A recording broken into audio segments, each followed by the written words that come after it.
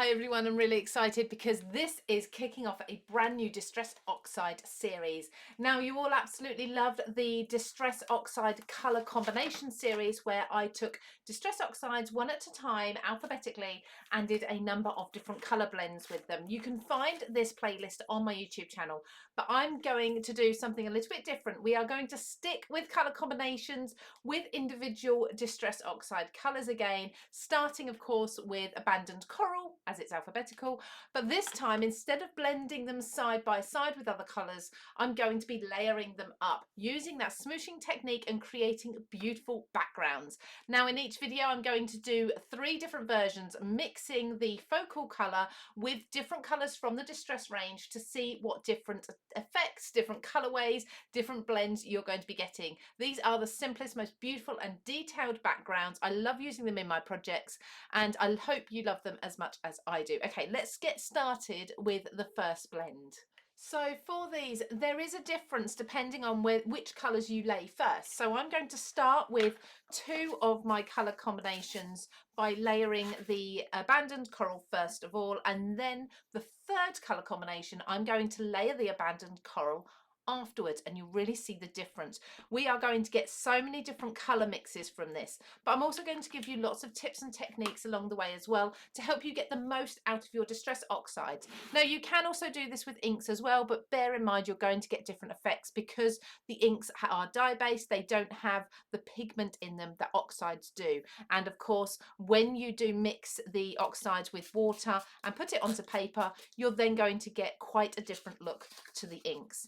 So I'm going to spritz some of that onto my cardstock, press that in, and you can see I'm starting to build up some colour. Now for each of these I'm going to leave a small tab at the bottom just for me to hold, and I'm going to layer the colour. So I'm going to dry this off, and I understand my voice usually sounds quite robotic whilst my heat tool is on, so apologies for that.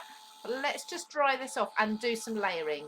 The beauty of oxides is you can layer them over each other, and for the most part they don't mix too much. However, there are exceptions with that. Now on my mat you can see I still have some of the Abandoned Coral, so I'm going to pick that up again, and you will get different looks depending on how much ink and how much water you apply. So I will run through that in this series, sort of learning to judge whether you're going to have a very watery impression, whether you're going to have darker, more defined splodges as we've got here. You can see you'll get to know your inks much better and learn how they react with how you use them. Now the mat I'm using, I'm sure lots of you are going to ask, this is the Tonic Studios Tim Holtz grip mat, and it is heat resistant, so it's a bit like a silicone mat. It's created to stick to the glass mat, the media mat. This one I will link down below in the description on all the videos. This is one that I love because it is grippy and it will hold my cardstock still to a point. It will also hold quite still on my mat, but it's also wipe clean and heat resistant. Most importantly, I'm warming and heating up and drying off each of my projects as I do them, and I don't want that to affect my self-healing mat underneath. So as you can see, I've got a lovely splodgy background there. I'm going to do exactly the same with this colour again on a second piece. Now let me explain to you as I do this about the different effects you're going to get. Now if I just put a small amount of water on this ink, okay, and press this in, we're going to have quite dark defined pieces. So there we go. See that's quite dark. Now if I apply a lot more water to this and press it in, you see it all sort of starts to blend together. You don't have the speckles. Okay, so it does depend on how much water you use, the effect you get. Now the more layers you do, the more detail you're going to get. So where that's quite watercolourish, I'm going to dry this off. And I'm using a watercolour paper. That's something else I will discuss in a moment, the type of paper I'm using to get these effects, but you will get different effects depending on different papers you use. And rather than me use this watered down version again, let me clean this up. I'm just going to wipe this up a bit. I'm going to put some ink down again. So you saw what happened when we added lots of water.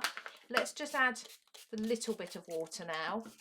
and layer over the top, and we'll get much darker and more defined splodges there, you can see. So by doing this and maybe doing it 2, 3, 4 times, you're going to get some beautiful, beautiful texture in there. So let's try this. Now each one, as you can see, has had 2 layers and they will look reasonably similar. However, you are never going to get exactly the same result twice. Absolutely never. So I love the unpredictability of this. Now let's wipe this clean. And I do like to get it as clean as possible to avoid muddying any of my colours. And let's first of all go with a yellow, Fossilized Amber. Now I'm going to use quite a small amount of this, pressing it in almost 4 times, but as you can see, it's not full deep presses. I've just pressed the edges of the ink pad there. I'm going to spritz with some water. Let's take it to one of these and press in. Now the yellow really does almost override the abandoned coral, so like I say, Fossilized Amber, and it gives the overall look a much warmer effect, so it almost brings out the orange in the abandoned coral. So let's dry this off, and I don't feel that I'm going to need a second layer of the Fossilized Amber because it is such a strong colour. Even going over the abandoned coral here, it's so strong, it's really beautiful. Now we're not getting too much blending going on. You can really see that yellow in a lot of places, but there are a few spots where I'm seeing a beautiful coral or peach colour coming through with some oranges in there. So that is just a beautiful, beautiful blend of the 2 colours. Now again, let's give this a wipe. And this time we're going to go with Wilted Violet. Let's see if we can make this a little more delicate. I'm going to put a fair amount of water on this one. And let's see what happens when we put abandoned coral into Wilted Violet. Beautiful. It's not actually as striking, as bold as the Fossilized Amber is. In fact, I might even do 2 layers of the Wilted Violet. So it has warmed up. The Wilted Violet, I always think, is quite a blue purple. Having the abandoned coral underneath has really warmed it up a lot. I can see on my mat, in fact, I've got a little bit of the pink has come out into the ink here. So there is a bit of mixing going on. Let's just dry these splodges. I try not to blend anything. I try to leave as many of the edges, the dark patches, the watermarks as possible. Beautiful. And then let's go again once more. Stunning. So mixing those 2. That's really pretty. And dry this off a second time. So you can really decide when you start mixing the 2, layering your colours, whether you feel that you're going to need another layer of a colour. So as we saw with the Fossilized Amber, we absolutely did not need, unless we wanted to really overpower that one with the yellow, we didn't need a second layer. For this one with the purple, maybe because the colours are reasonably similar, we did. There we go. So we've now got probably more purple. You see the difference. Okay, now let's do something a little different for this 3rd one. Let's start with different colours and bring in abandoned coral afterwards to see how well it layers over darker colours. So I am going to start with tea dye first of all. This is a warm, very much a warm colour, a warm brown. So spritz some water on there, press this in. Now I have to say the colour combination that I'm going to do first here is already one of my favourites without even thinking about adding abandoned coral in.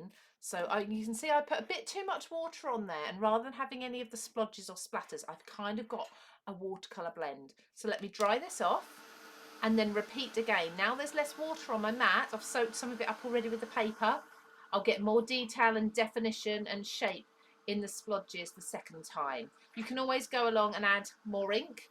Lift off some of the liquid from your mat with your kitchen towel if you want more detail and, like I say, more shape and definition to your splodging.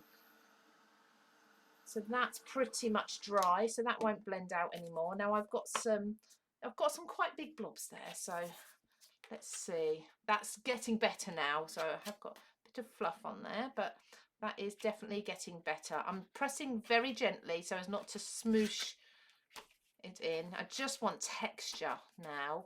Perfect. Okay, so I'm going to dry this one off and then we'll go in with the second colour.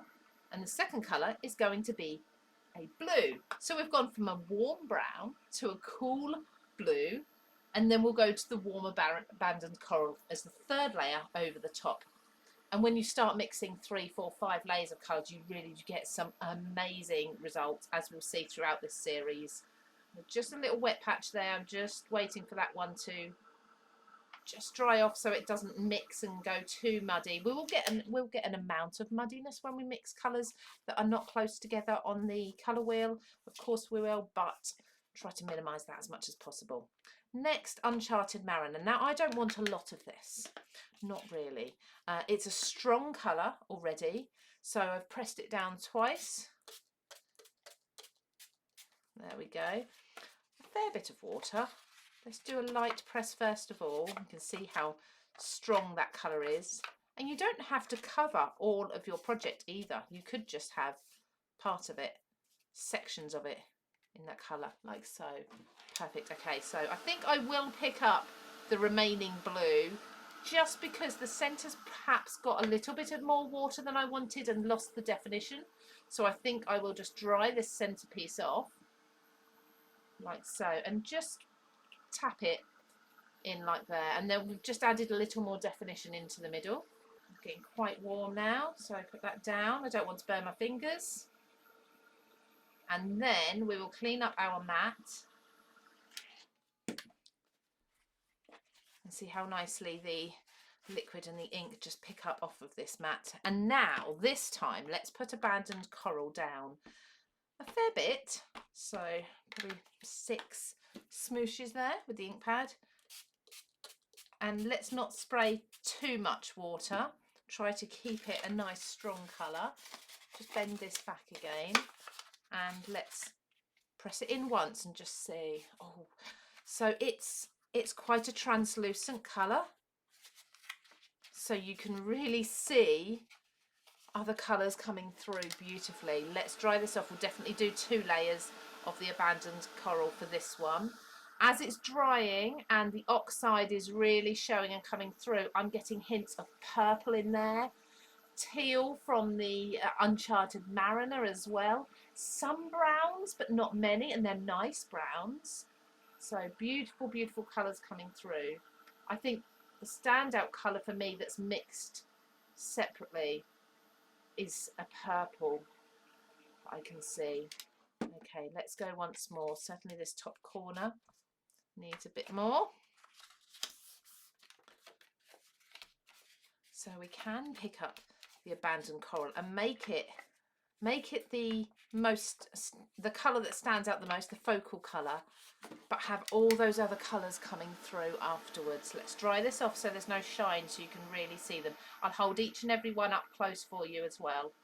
So you can still see that it's abandoned coral. You can still see that orangey warm colour coming through. There's so much texture in particularly this last one by using 3 different colours.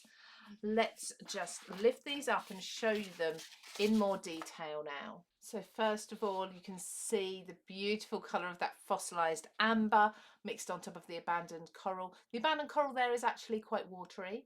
We could probably go back over that with a stronger abandoned coral again as a 3rd layer, and then just have the underlying fossilized amber underneath. Then we've got the Wilted Violet mix. Absolutely beautiful. Definitely there the Wilted Violet stands out more, but it still looks so pretty. And that is the mix with all 3 colours. Imagine that in the background of one of your projects. And don't forget, each and every one of these, you can add something like water splats to, stamping over the top. You can die cut them, flowers from them, whatever it may be. I am so excited to be putting together the whole series on each and every one of these colours. But this has been Abandoned Coral, the first one of 72 videos. I will create a playlist once we have more than 1 video published. Please do subscribe if you haven't done already to make sure you don't miss a notification when each and every one of the videos comes out. Thank you everybody, take care, and I will see you again very soon.